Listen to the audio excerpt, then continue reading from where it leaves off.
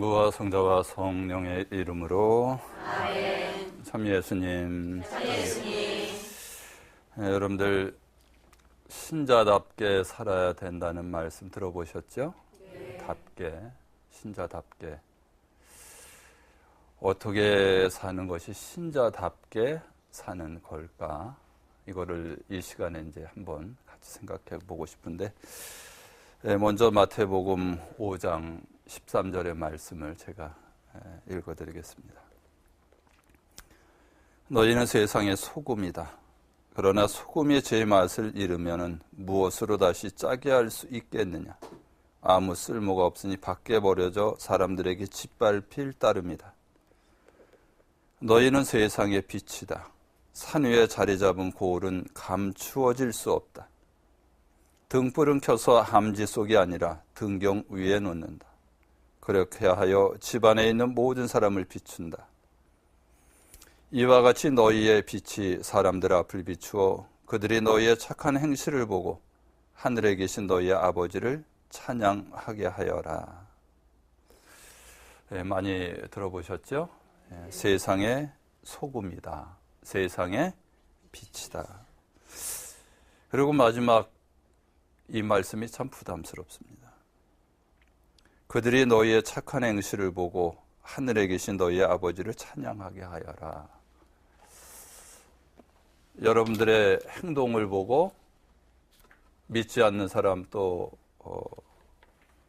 잘 모르는 사람들조차도 하느님을 찬양하게 하여라. 이렇게 말씀하십니다.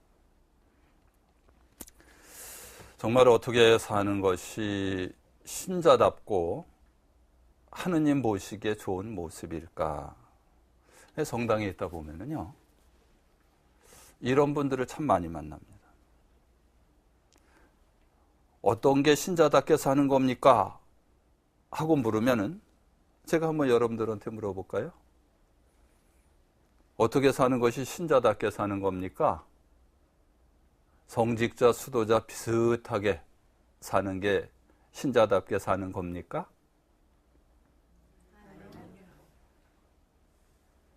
그러면은 어떻게 사는 게 신자답게 사는 거예요? 그럼 성직자, 수도자 닮지 말아요?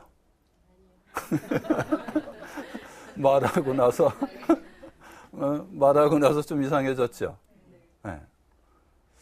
근데 성직자, 수도자 비슷하게 사는 게 신자로서 잘 사는 거 아닙니까? 하고 생각하는 사람도 없지 않아 있어요. 그래서 성모일도도 같이, 물론 이제 제3회원들이 또 다른 모습이고 더 열심히 살려고 하는 신자들의 또 다른 모습일 수 있는데, 어떤 사람은 이런 사람이 있어요. 열심히 성모일도도 하고 복장도 어떤 때 보면 남들이 보면은 그 수도자 비슷해. 거기 이 세상 떠나서 나는 하느님 안에서 이제 때가 되면 살 거야. 이렇게 사는 게 신자다운 거냐? 라고 묻는다면 제가 어떻게 대답할 것 같아요? 아니라는 거예요. 완전히 잘못 생각해요. 신자는 그렇게 사는 게 아닙니다. 노는 물이 다릅니다. 신자는. 말이 이상하죠? 노는 물이 다르다. 노는 물이 다르다. 성직자, 수도자들은 세상을 떠납니다. 세상을 떠나서 하느님 안에서, 세속을 떠나서 하느님 안에서 사는 게 성직자, 수도자고 또 그렇게 서약을 합니다. 그런데 신자들은 어디서 살아요? 세상 안에. 노는 물이 다르다는 뜻이 무슨 말씀인지 알아들으셨죠? 노는 물이 다릅니다. 신자들이 놀아야 할 물은 어디예요? 세상이 어디를 말해요? 세상은 가정과 직장과 성당까지도. 여러분들 성당 신자들과의 생활을 하죠? 다릅니다. 신부들이 직장 가서 살아요? 가정에 가서 살아요? 아니에요. 수도자들도 완전히 노는 물 자체가 다르요. 그래서 신자들의 가장 큰 특징이 뭐냐? 믿는 사람을 모두 신자라고 하잖아요. 그 중에 평신도의 가장 큰 특징이 뭐냐? 성직자, 수도자와 구별되는 가장 큰 특징, 세상 한복판에 산다는 거예요. 전혀 다르죠? 전혀 다릅니다. 그래서 평신도의 가장 큰 특징은 세속성. 2차 바티칸 공의회 때 교회 헌장이 있습니다. 거기서 평신도는 어떻게 살아야 되는지를 우리에게 제시해 준 문헌인데 제가 그 중에 일부를 읽어드리면 이렇습니다. 평신도들은 본래 현세적인 일에 종사하며 하느님의 뜻대로 관리함으로써 천국을 찾도록 불린 것이다. 그들은 세속에 살고 있다. 세상의 온갖 직무와 일, 가정과 사회생활 조건들로 그들의 존재 자체가 짜여진 것처럼 그 속에 살고 있다. 그 속에서 그들은 하느님의 부르심을 받아 복음의 정신으로 스스로의 임무를 수행하며 마치 누룩과도 같이 내부로부터 세계 성화에 이바지하는 것이며 특히 믿음과 바람과 사랑에 빛나는 신앙생활의 증거로서 이웃에게 그리스도를 보여주는 것이다. 교회 헌장 31절. 그래서 평신도들은 여러분들을 일반적으로 표현합니다. 세속의 종, 세상에서. 어디서? 세상의 온갖 직무와 일, 가정과 사회생활, 그 속에 살고 있다는 거예요. 그 속에서 하느님의 부르심을 받아 복음의 정신으로 그 임무를 수행하고 마치 누룩과도 같이 내부로부터 세계 성화에 이바지하는 것, 이것이 신자의 삶입니다. 그래서 흉내내기는 아니에요. 성직자, 수도자 흉내내고 비스무리하게 살고 그리고 가정생활 소홀히 하고 직장생활 소홀히 하고 이웃과의 관계 엉터리로 하면서 기도는 열심히 하는 거 올바른 평신도라고 말할 수 없습니다. 없습니다. 그래서 그런데 세상 안에서 신자답게 살기가 참 쉽지 않습니다. 왜냐하면은 직장 안에서 신자답게 산다는 것이 부차기 어렵습니다. 여러분들 아마 거의 대부분 직장 생활 해보신 분들을 터인데 거기서 나는 정말 신자답게 살았다 하는 분 한번 손 들어보세요. 거기서 또 반대로 거기선 내가 신자임을 드러낸 적이 없다 하는 분 손 들어보세요. 손이 없나? 대부분 신자임을 드러냅니까? 안 드러냅니까? 안 드러내요. 안 드러내고 못 드러내요. 왜 못 드러내요? 부담이 되는 거야. 부담이 돼. 왜냐하면 세상 일에서 남들처럼 어떤 때는 슬쩍슬쩍 눈 감기도 하고 어떤 때는 욕심을 내기도 하고 이렇게 다들 세상은 그렇게 사는데 내가 신자임이 드러나면 그게 부담이 되죠. 그래서 많은 사람들이 신자임을 잘 드러내지 못합니다. 심지어는요, 같은 성당에 다니는데 어떤 사람은 같은 직장에 다니는데 어느 날 성당에서 만난 거야.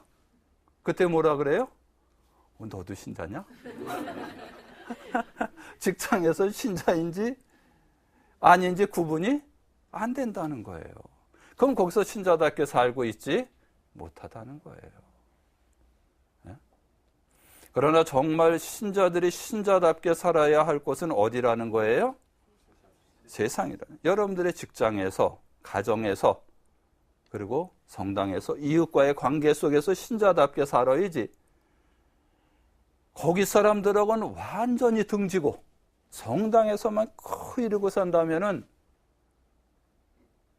좋은 모습은 아닙니다. 좋은 모습은 아닙니다.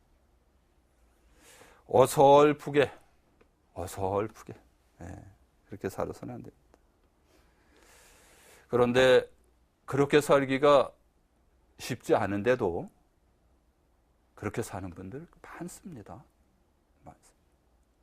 정말 세상 안에서 신자답게 산다는 것이 많은 손해와 또 부담을 감수하고 살아도 해도 그렇게 사는 사람들이 많습니다.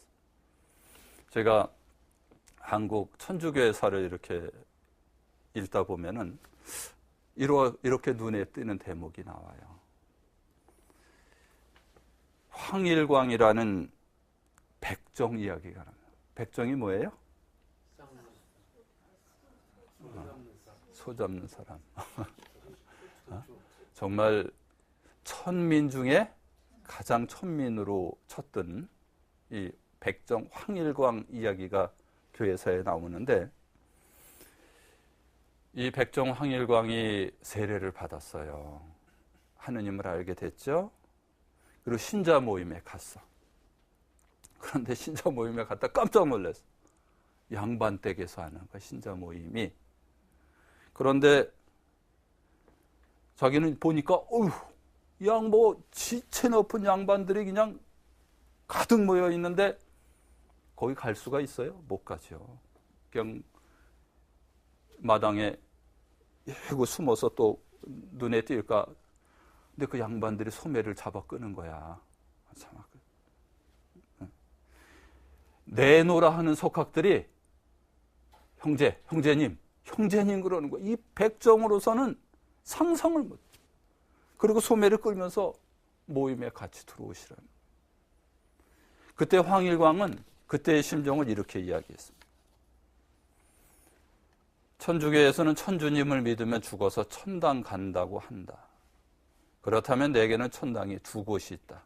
지금 여기가 천당이고 죽어서 갈 곳도 천당이다. 정말 인간 이하의 삶을 살았던 한 백정에게 눈부신 천국을 살게 한 것은 양반 신분의 그 평신도들. 신분을 넘어서서 하느님의 말씀을 실천하고 살았던 겁니다. 참 그렇게 살기가 쉬웠겠어요?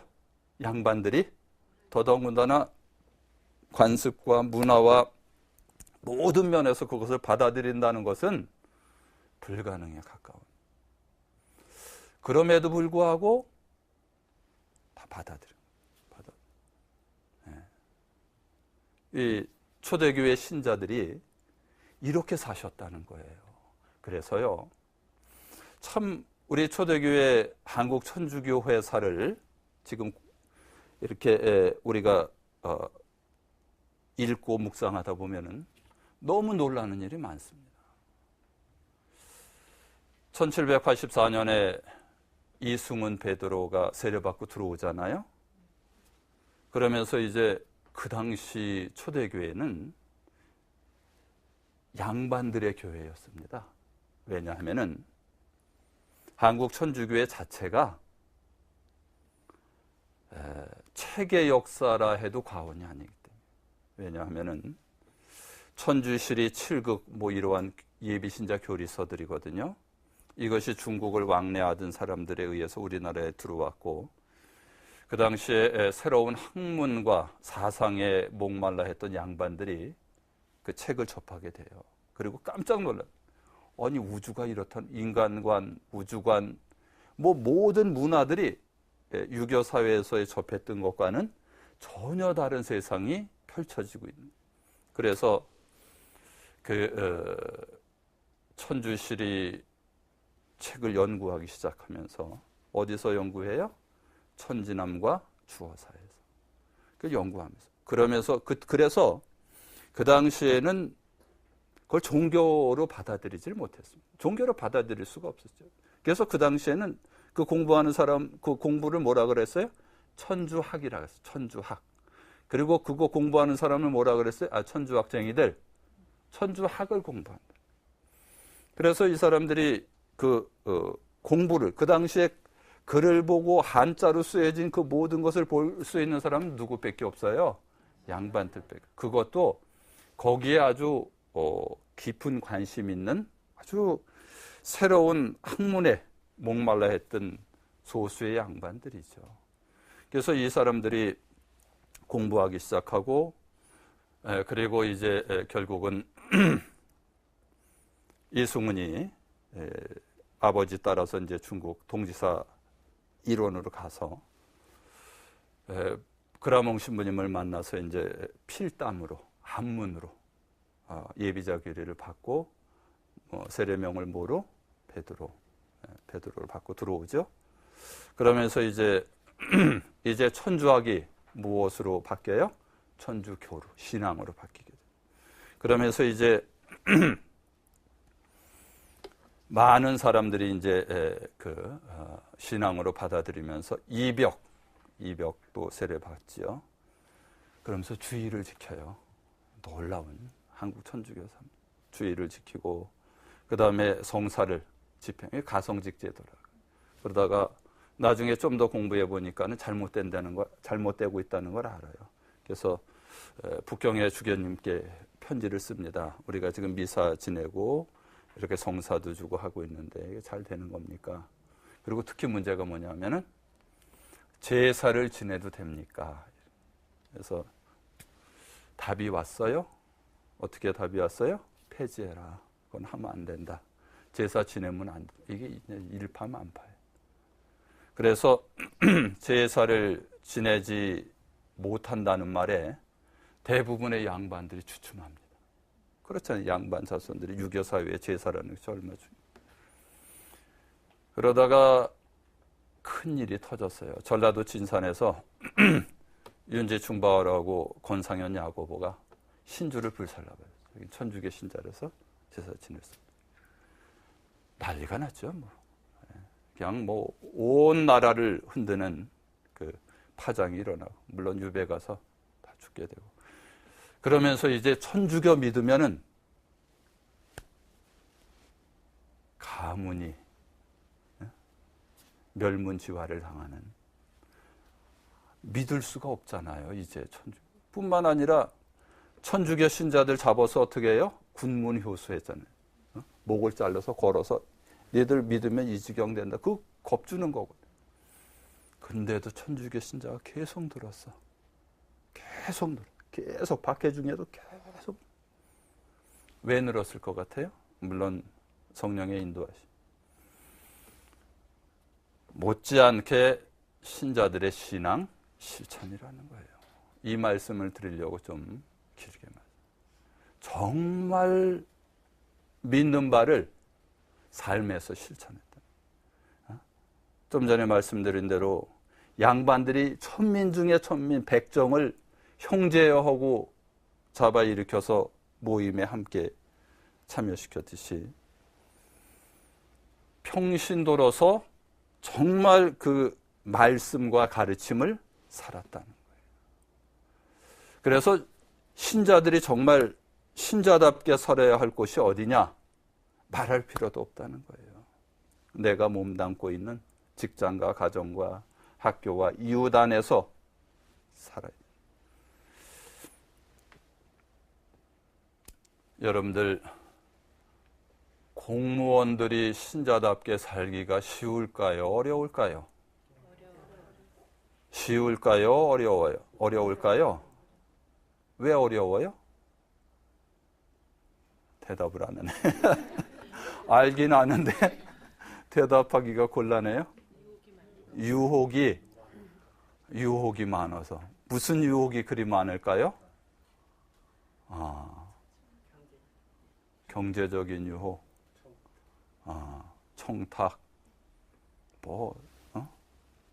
아마 여러분들 생각하기에 공무원들이 신자답게 살기가 쉽지 않다는 거는 잘은 몰라도 아시죠. 특히 인허가 관계에 대해 있는 부서의 공무원들이 더 어렵다는 것도 아시죠. 그런데 참 제가 놀랄 만한 공무원을 만난 적이 있어요. 이 사람이 천주교 신자인 거를 주변 사람들이 알까요, 모를까요? 알까요, 모를까요? 몰라요. 그런데 놀랍게도 제가 그분을 잘 아는데, 그분이 시청 과장이었을 때 그 과장님은 믿습니다. 그분을 존경한다. 공무원으로서 정말 어떻게 저렇게 맑고 깨끗하게 사는지.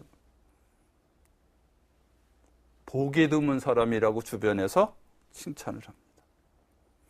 정말 같은 동료로서 존경심을 갖게 된다. 알고 보니 천주교 신자들. 네. 오늘 제가 좀 전에 읽어드린 그 말씀이에요. 이렇게 말씀 나오잖아요. 그들이 너희의 착한 행실을 보고 하늘에 계신 너희 아버지를 찬양하게 하여라. 이분의 삶이 하느님을 천주교 신자구나. 그러면 그렇지. 이렇단. 저는 여러분들께 감사드려요. 왜 감사드리는 줄 알아요? 설문조사를 하면은 신앙을 갖고 있지 않은 많은 사람들에게 나중에 신앙을 갖게 된다면은 어느 종교를 갖기를 원하십니까? 하고 물으면은 상당히 많은 응답이 천주교 신자가 되기를 원합니다. 하고 이렇게 써요. 왜 그런 답이 나왔을까요? 천주교 신자들이 그래도 삶의 자리에서 잘 살고 있다. 잘 살고. 감사하다는 거예요. 네, 감사. 정말 오늘 예수님께서 너희는 세상의 빛과 소금이 되라고 말씀하셨죠. 그렇게 사는 거예요. 신자들은 그렇게 사는 거예요.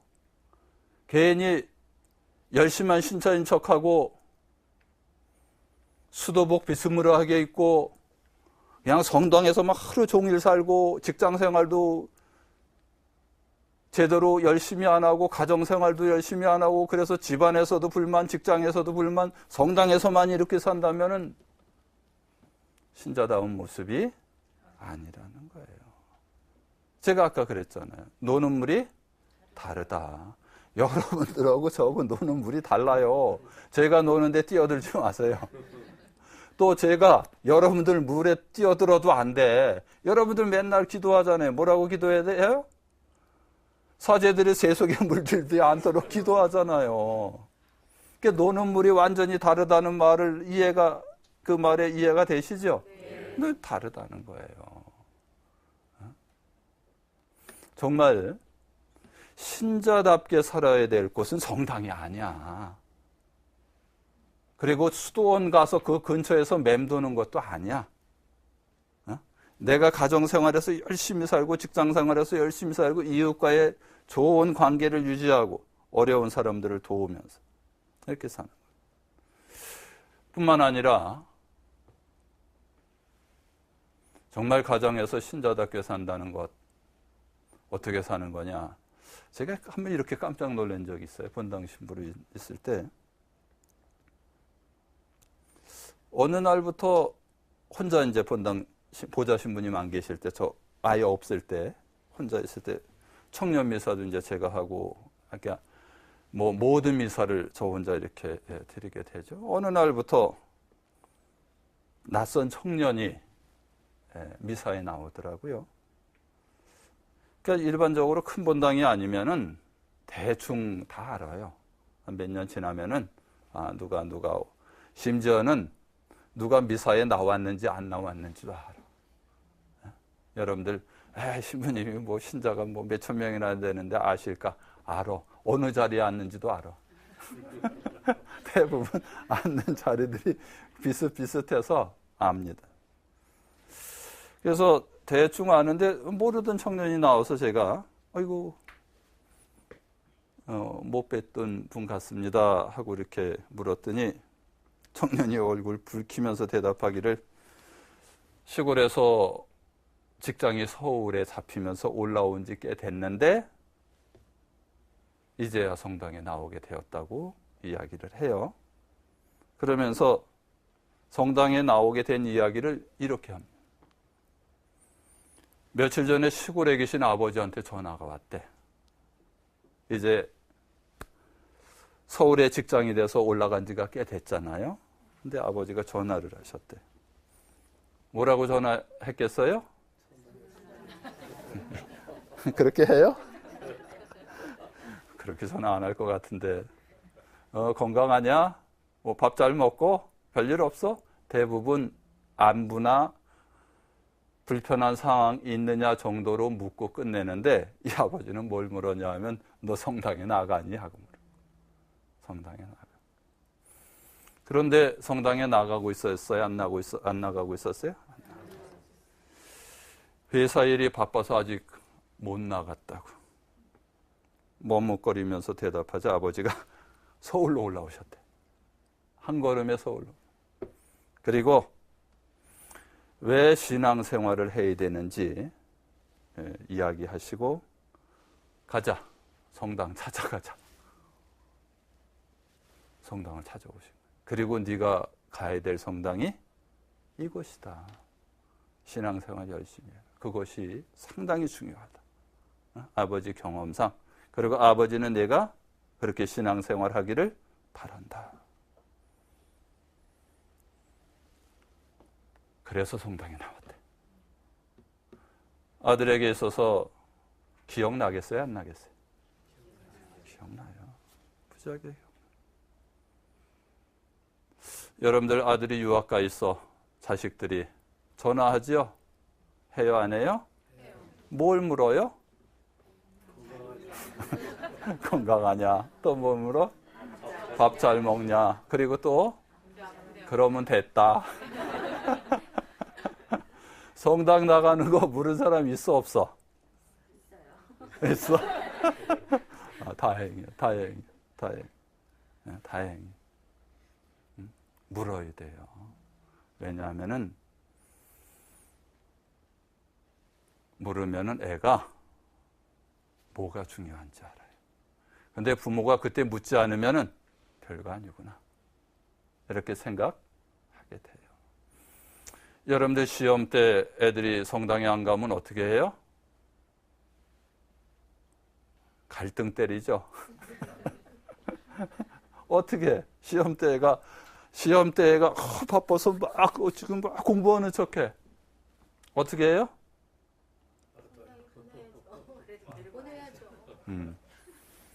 근데 성당에 시험 때 되면 애들이 많이 빠져. 누구 탓이에요? 누구 탓이라고요?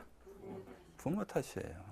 왜냐하면은 시험도 중요하지만 더 중요한 게 있다는 것을 그때 배우는 거예요. 그래서 신자답게 산다는 게 뭐냐? 가정에서 이런 것들을 가르쳐 줘야 되는 거예요. 이런 거 안 가르쳐 주는 거야. 시험 때 되면 아예 그래 뭐 시험이 중요하지 뭐 모른 척하고 저 혼자 가는 거야. 부모 혼자. 그럼 애는 어떻게 생각해요? 그래 공부가 중요하고. 그러면은 그 다음부터는 맨날 공부해야 된다고 핑계 대는 거야. 공부해야 된다고 핑계 대면 부모가 모른 척하는 거야. 그러면은 고3부터 냉담이 시작돼가지고 언제까지 돼요? 군대 갈 때까지 돼. 군대 가서 고생 좀 하면은 이제 하느님 알게 되고. 그러니까 제일 중요한 시기에 하느님을 잊게 만든 주범이 누구예요? 부모. 신자답게 사는 모습이 아니라는 거예요. 네? 정말 신자답게 산다는 것, 세상의 빛과 소금이 된다는 것, 평신도가 신자답게 산다는 게 뭐냐? 내가 몸담고 있는 가정, 직장, 이웃, 성당 이러한 데서 신자답게 사는 거지. 괜히 수도다 성직자처럼 비스무리하게 맴돌거나 비스무리하게 몸치장하거나 이거 신자답게 사는 게 아니라는 거예요.